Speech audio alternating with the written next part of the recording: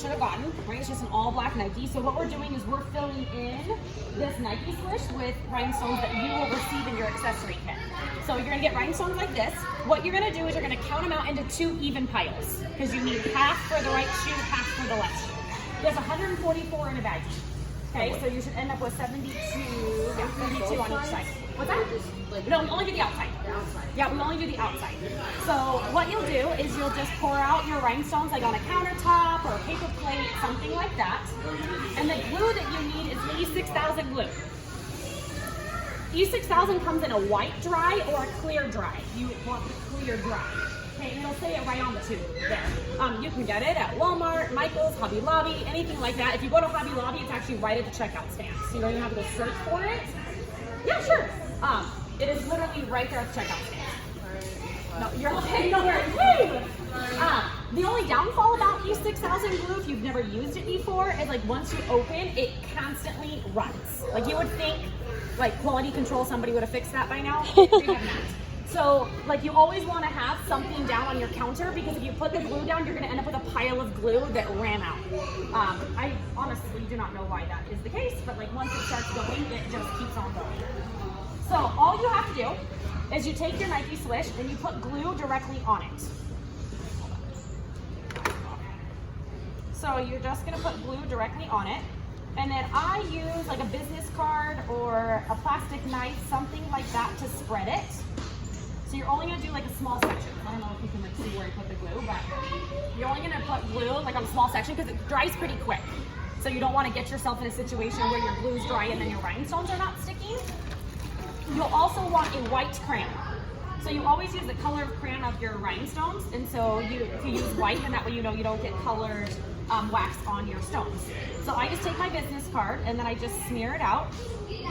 You want to leave it kind of thick because it needs to grab the sides of your stones.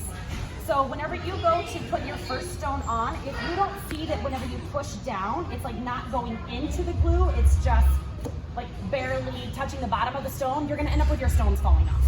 And I have shoes that I rhinestone 4 years ago and have never lost a stone. So like you're just going to smooth it out. So now the glue is just smooth on there. And then your crayon picks up the rhinestones, the wax sticks to it. And then you just put it directly in the glue. Like it's super simple. Normally what I do is I try to do the outside line first. I just noticed that works better, but really you can do it any which way you want to.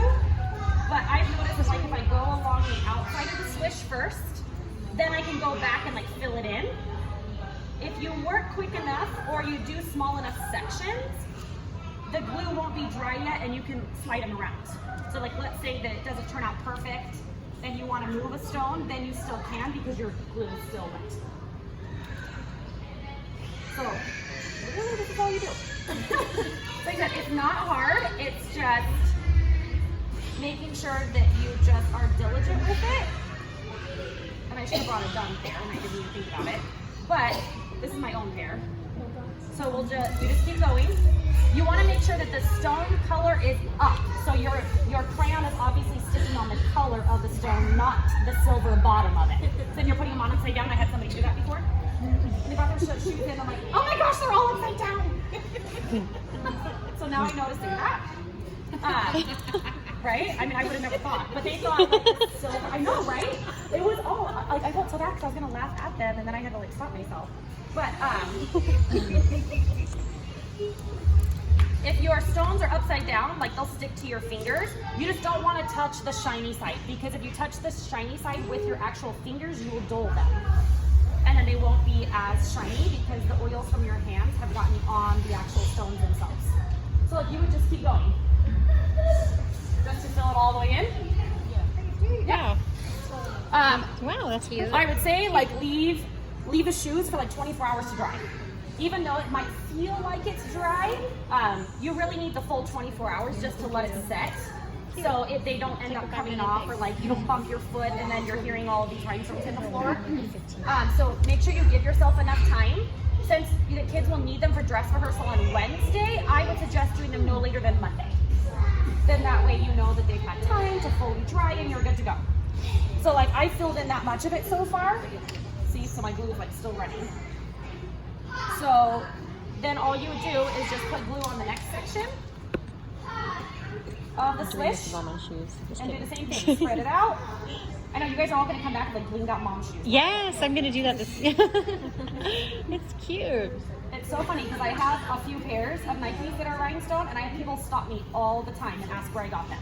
Because if you buy rhinestone Nikes on Etsy, it's like $200. Wow. And you'd be like, oh no, I did that in 15 minutes. I got this. So all I'm gonna do is take my, I know, right? New business for everybody. Start rhinestoning people's shoes. No, you just will smear out your glue again, and then I would just keep going to finish off the shoe.